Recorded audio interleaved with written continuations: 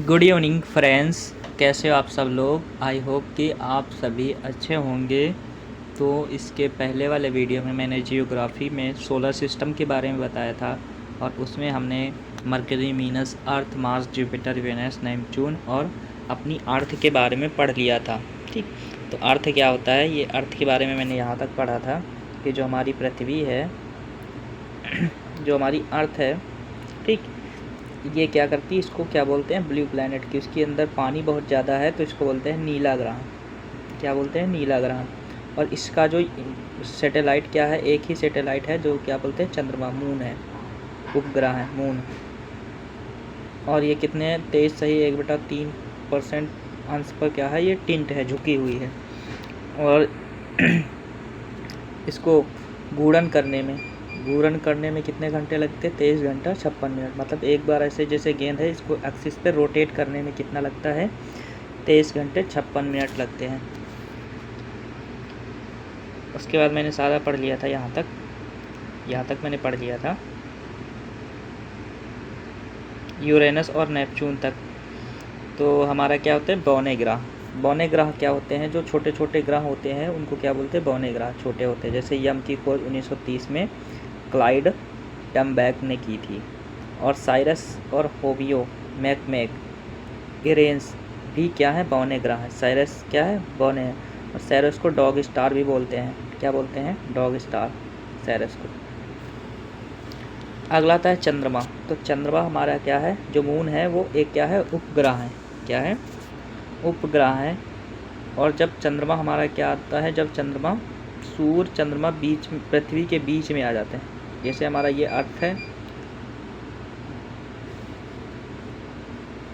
और ये हमारा अर्थ है और ये हमारा सन है और ये हमारा क्या है, मून है। और ये हमारी अर्थ क्या आ जाती है, बीच में। तो चंद्र ग्रहण बोलते हैं, जिसको बोलते हैं फुल मून। ठीक, फुल मून मतलब पूरा पूरा काला हो जाता है, चंद्र ग्रहण बोलते हैं।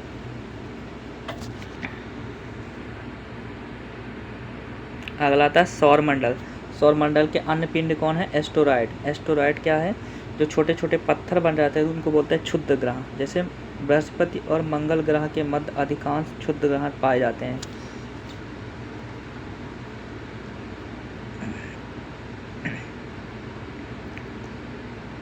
और ये छोटे छोटे जो क्षुद्र ग्रह ऐसे ऐसे पत्थर, ये क्या करते हैं, ये परिक्रमण भी करते हैं और पृथ्वी से टकराने पर ये सतह विशाल गर्त या निर्माण करते हैं। गर्त मतलब होता है गड्ढा का निर्माण करते हैं। और कॉमेट क्या होते हैं, कॉमेट छोटे छोटे पत्थर, धूल, गैस के छोटे छोटे खंड होते हैं जिनको बोलते हैं कॉमेट या फिर धूमकेतु, जो हमेशा क्या करते हैं, सूर्य के विपरीत दिशा में क्या करते हैं, रोटेट करते हैं। जैसे सूर्य ऐसे करता है वेस्ट टू ईस्ट, तो ये क्या करते हैं, ईस्ट टू वेस्ट रोटेट करते हैं। और धूमकेतु को पूछल तारा भी कहते हैं, पूछल तारा।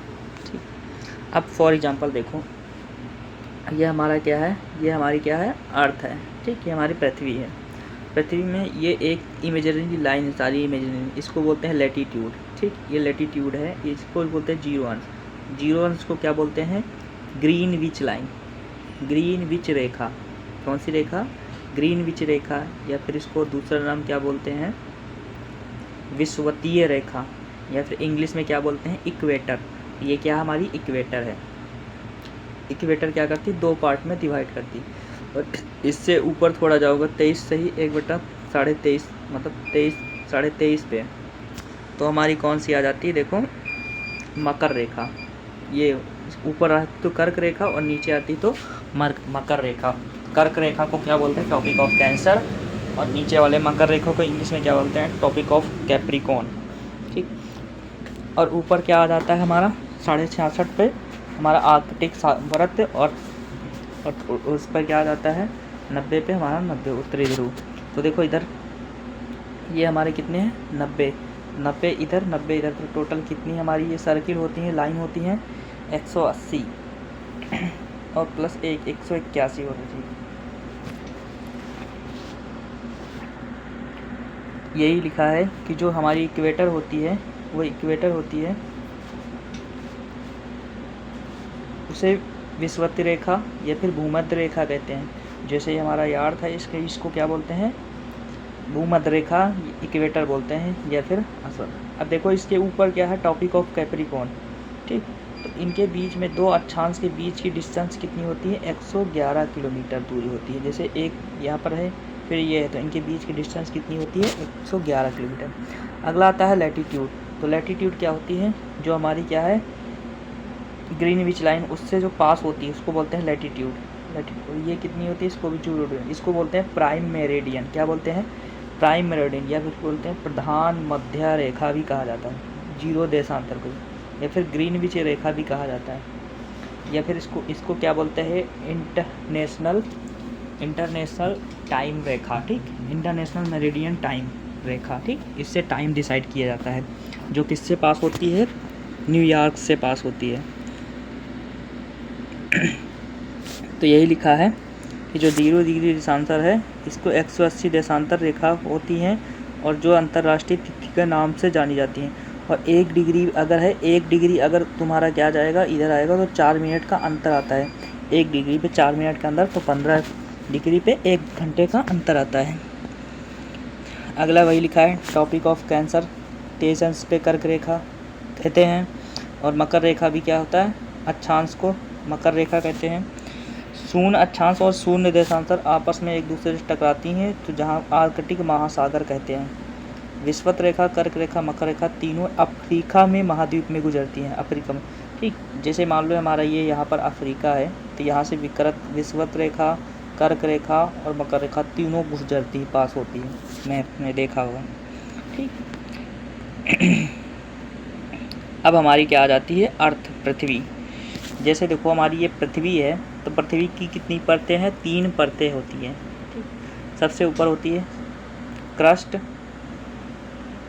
फिर नीचे होती है मेंटल, कोर। तो कोर देखो, ये हमारी अर्थ है, सबसे ऊपरी वाली को बोलते हैं क्रस्ट, फिर मेंटल और कोर। कोर सबसे नीचे वाली को क्या बोलते हैं? कोर। तो इसमें कौन सी मतलब होता है? सियाल, एसआई, सिलिकॉन, और नीचे नेफ्रॉन पाया जाता है, वो हीलियम, नियान पाया जाता है, नियान। तो वही लिखा है, सबसे ऊपरी परत क्या होती है? क्रस्ट। क्रस्ट को हिंदी में क्या बोलते हैं? भूपर्पटी। यह पृथ्वी की सबसे ऊपरी परत है, और इसका निर्माण बेसाल्ट चट्टान से हुआ है। ये याद रख लेना, किससे हुआ है? बेसाल्ट चट्टान से हुआ था। इसे सियाल परत भी कहते हैं। तो मैंने बोलता है सबसे ऊपर क्या होते हैं? सियाल, फिर बीच में सीमा, फिर निफे।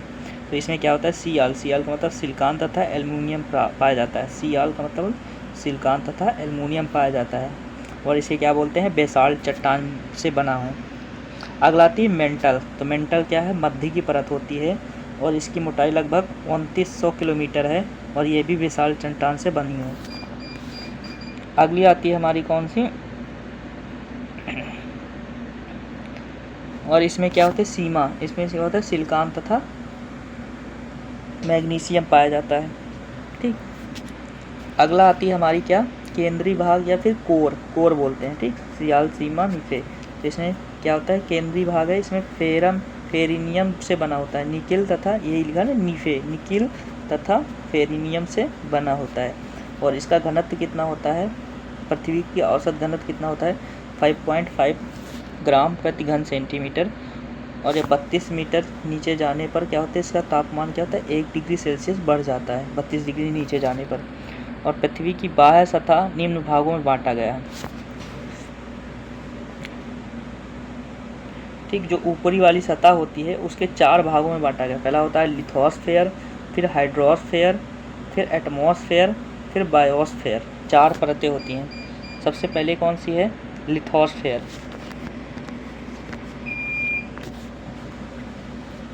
जैसे हमारी ये अर्थ है,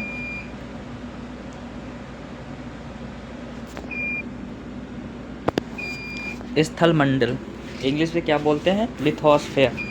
तो एक बार क्वेश्चन आया था, इसको ऑर्डर में लगाने की, तो ध्यान से समझना ये क्वेश्चन। ये क्या है?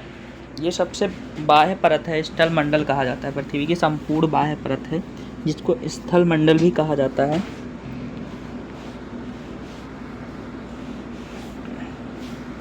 संपूर्ण बाह्य परत है, जिसको स्थल मंडल भी कहा जाता है। स्थल मंडल की अधिकतम ऊंचाई माउंट एवरेस्ट के बराबर है। ठीक, 8,848 मीटर 0.86 है। इसकी गहराई में मोरियाना गर्त पाया जाता है। ठीक, इसकी गहराई में क्या पाया जाता है, जो सबसे नीचे एक गहराई में है, ठीक, तो मोरियाना गर्त पाया जाता है। मरीना, इसको बोलते हैं इंग्लिश में मरीना ट्रेंच बोलते हैं, इंग्लिश में मरीना ट्रेंच। ठीक, तो मरीना ट्रेंच पाया जाता है, जिसको क्या होते हैं 11,033 मीटर का है और पृथ्वी के धरातल पर से 70.8% भाग पर जल और 29.2% पर क्या है विस्तार है इसका। ठीक, कौन सी परत है सबसे, कौन सी है, लिथोस्फीयर। अगला आते हैं हमारे क्या, रॉक, चट्टान। तो पृथ्वी के बाहरी परत पे मिलने वाले क्या होते हैं, कठोर पदार्थ या फिर सैल पाए जाते हैं, जिनको चट्टान कहते हैं। तो सबसे पहले होते हैं इग्नियस रॉक, फिर सेडिमेंट्री रॉक, फिर मेटामॉर्फिक रॉक। हिंदी में आग्नेय सैल, आस्वादी सैल और रूपांतरित सैल। तो देखो सबसे पहला क्या होता है, आग्नेय सैल। तो जो हमारी क्या थी, जो हमारी अर्थ है, इसके अंदर मैग्मा और लावा के जमने से क्या होता है, आग्नेय सैल। इसके अंदर लावा जम जाता है और मैग्मा जम जाता है, तो उसके जमने से क्या होता है, हमारा आग्नेय सैल का निर्माण होता है। आग्नेय सैल को प्राथमिक सैल भी बोलते हैं। और इसके अंदर ये याद रखना क्या क्या पाया जाता है, फिर बेसाल्ट और ग्रेनाइट, पेमाटाइट और डायोराइट या फिर गैब्रो पाया जाता है। ये आग्नेय सैल के उदाहरण हैं। अगला आते हैं असावदी सैल। ठीक, इंग्लिश में बोलते हैं सेडिमेंट्री रॉक। तो ये क्या होता है, ये निर्माण सैलों के क्षरण से प्राप्त अवशेष लगातार जमते रहते हैं। इसको क्या बोलते हैं, परतदार सैल भी छोटे छोटे परत बन जाती है ऊपर। ठीक, और ये वनस्पति वन्य जीव को जीवाश्म प्राप्त करता है। देखा होगा ना, पानी में, पानी के ऊपर जैसे पानी रहता है तो उसके ऊपर काई जम जाती है, उसी को बोलते हैं क्या, अवसादी सैल। और इस खनिज तेल भी पाया जाता है। अवसादी सैल में क्या पाया जाता है, खनिज तेल। और ये किससे बनता है, बलुआ पत्थर, चूना पत्थर और नमक, ये सब क्या है, इसकी उदाहरण है।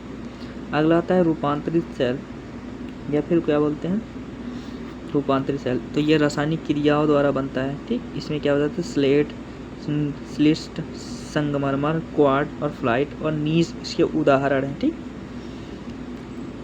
अब हमारा आता है वल्केनो। वल्केनो क्या होता है, ज्वालामुखी कैसे आती है।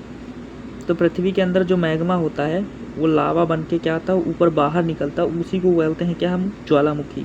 तो यही लिखा है कि धरातल पर स्थित प्राकृतिक क्षेत्र जो पृथ्वी के अंदर मैग्मा होता है, राख, वो जलवाष्प के ऊपर बाहर निकलता है गैस बनकर, उसी को विस्फोटक एक गैस होती है जिसको सर्वाधिक मात्रा में पाई जाती है और इसी ज्वालामुखी का उद्वार करता है। तरल पदार्थ को मैग्मा कहते हैं। मैग्मा जो बनता है उसी से क्या होता है, ज्वालामुखी आती है।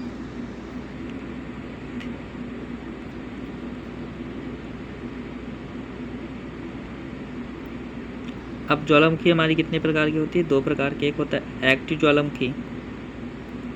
एक्टिव ज्वालामुखी क्या होती है, जो एक्टिव ज्वालामुखी है वो अक्सर उद्गार होता है। किलायू अमेरिका में जो हवाई द्वीप स्थित है, किलायू संसार का सर्वाधिक सक्रिय ज्वालामुखी, वहाँ पर हमेशा क्या आता है, ज्वालामुखी आता है। तो याद रख लेना, किलायू में क्या होता है, सबसे ज़्यादा ज्वालामुखी आता है। ठीक, और भूमध्य सागर का सिसिली के उत्तर लिपुरी द्वीप में भी सबसे ज़्यादा क्या आता है, ज्वालामुखी आता है। अगला आता है डोरमेंट। डोरमेंट का होता है इनएक्टिव ज्वालामुखी। इनएक्टिव ज्वालामुखी माउंट सेंट हेलेस पे ज्वालामुखी है। ठीक, अगला आता है मृत या फिर एक्सटिंक्ट ज्वालामुखी। तो ये प्राचीन ज्वालामुखी, इसका उद्गार लेकिन आगे उद्गार संभावना नहीं है। ठीक, इसका उद्गार हुआ था पाकिस्तान के कोह सुल्तान, ईरान के तमवाद और म्यांमार के पोपा, अफ्रीका के कुलाल में हुआ था। ठीक, अब नहीं है। मतलब देखो, ये जो हमारा क्या आता है, इसके अंदर ये जो हमारा प्रशांत महासागर, इसकी प्लेटें आपस में टकरा जाती है तो एक प्रकार का छल्ला करके बन जाती हैं, जिसको बोलते हैं अग्निवलय या फिर फायर रिंग ऑफ पैसिफिक। प्रशांत महासागर में छोटे छोटे छल्ले करके बन जाते हैं, आग लावा बन जाता है, उसको बोलते हैं।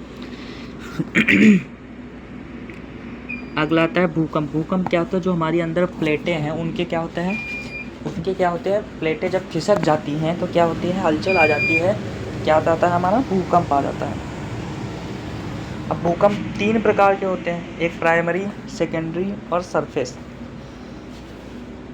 तरंगों भूकंप किसके तरंगों 3 तरंगों के द्वारा उत्पन्न होता है, प्राइमरी, सेकेंडरी और एल अथवा सरफेस तरंगे से उत्पन्न होता है। सबसे पहला क्या है, प्राइमरी तरंगे, पी तरंगे या फिर प्राइमरी तरंगे। पी तरंगे सभी माध्यम से होकर गुजरती हैं और एस तरंगे, एस मतलब सेकेंडरी तरंगे, ठोस माध्यम से होकर गुजरती हैं। और अगला क्या है, एल तरंगे क्या होती हैं, ठोस तरल गैस तीनों से गुजरती हैं। और एल तरंगे सर्वाधिक विनाशकारी होती है। अगर एल तरंगे से द्वारा भूकंप आया तो सबसे ज़्यादा खतरनाक होगा। ठीक,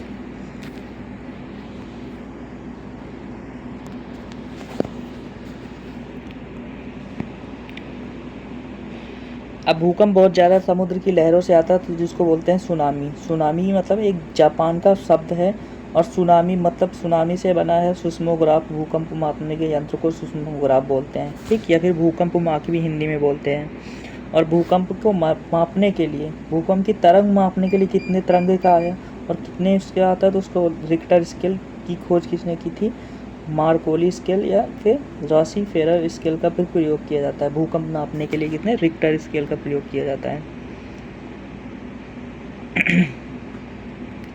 अगला हमारा आता है क्या, पर्वत, माउंटेन। माउंटेन तो पर्वत धरातल पर वह विशिष्ट रूप है जो समांतर, ऊंचा वो ढीलदार होता है। जैसे मतलब ये जैसे पर्वत है तो ये क्या होता है, ऊंचा है और ढीलदार मतलब स्लोप है, इसमें स्लोप, तीव्र ढाल है, स्लोप है। अब देखो जो हमारे पर्वत होते हैं, पर्वत क्या होते हैं, जब हमारे अंदर जो क्या होता है वल्केनो आते हैं उससे ऊपर करके एक तनाव आ जाता है, खिंचाव आ जाता है, शक्तियों के कारण पर्वत होता है, ब्लॉक पर्वत।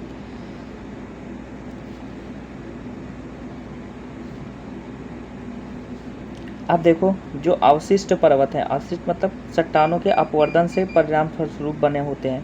तो सबसे पहला विंध्याचल पर्वत, नीलगिरी पर्वत, पारसनाथ पर्वत, राजमहल की पहाड़ियाँ और स्पेन का और सियरा नेवादा और अमेरिका का गैसा और बूटे के घास, ये सब पर्वत हैं, अवशिष्ट पर्वत। अगला है मोड़दार मतलब फॉल्डन माउंटेन, कौन कौन से हैं, भारत का हिमालय मोड़दार है और रूस का यूराइल और उत्तर अमेरिका का रॉक और दक्षिण अमेरिका का क्या है, एंडीज, मोड़दार पर्वत है।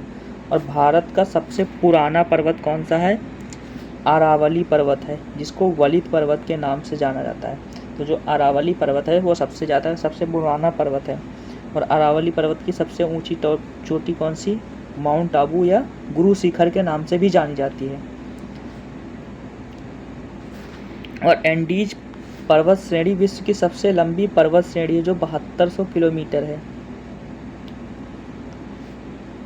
जो कहाँ स्थित है, पिरेनीज पर्वत फ्रांस और स्पेन के मध्य बनाता है। ठीक, अब देखो कुछ पर्वत हैं, पर्वत श्रेणियाँ हैं, उनका नाम लिखा है, ये तुम्हें याद करना पड़ेगा। जैसे याद करना पड़ेगा, ये तुम्हें सारे पर्वत के नाम याद करना पड़ेगा। अगला आता है हमारा प्लेट्यू। प्लेट्यू को हिंदी में क्या बोलते हैं, पठार। तो पठार पृथ्वी के तल का विशिष्ट रूप है जो समान तल से ऊंचा होता है परंतु शीर्ष भाग सपाट होता है। पठार ऐसे करके होता है, तल से ऊंचा होता है, बाकी सब सपाट होता है। संयुक्त अमेरिका में पीडमंट पठार, दक्षिण अमेरिका में पैटागोनिया पठार पर्वतीय पठार के प्रमुख उदाहरण हैं। और भारत में देखो, भारत में कौन सा प्लेट्यू है, छोटा नागपुर और रामगढ़। और संयुक्त अमेरिका का औजार पठार, गुंबदाकार पठार के प्रमुख उदाहरण हैं। ठीक, तो प्लेटो कौन कौन सी, उत्तर अमेरिका। इतना समझ में आया। देखो इसमें हम अपने इंडियन हिस्ट्री में फिर से पढ़ेंगे, तो हम इंडियन जियोग्राफी में फिर से पढ़ेंगे। इतना आई होप कि आपको समझ में आया होगा।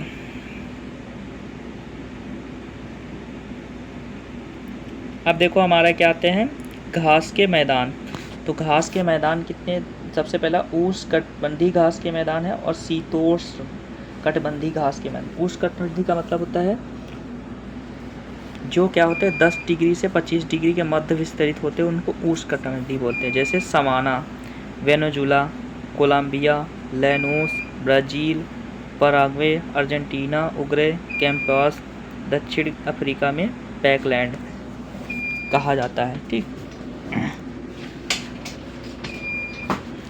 तो इसको हम मैप में भी करेंगे, अभी ऐसे कर लेते हैं, मैप में भी देखेंगे। आई होप कि आप लोगों को वीडियो अच्छी लगे तो लाइक करना, सब्सक्राइब करना, कमेंट करना। जय हिंद।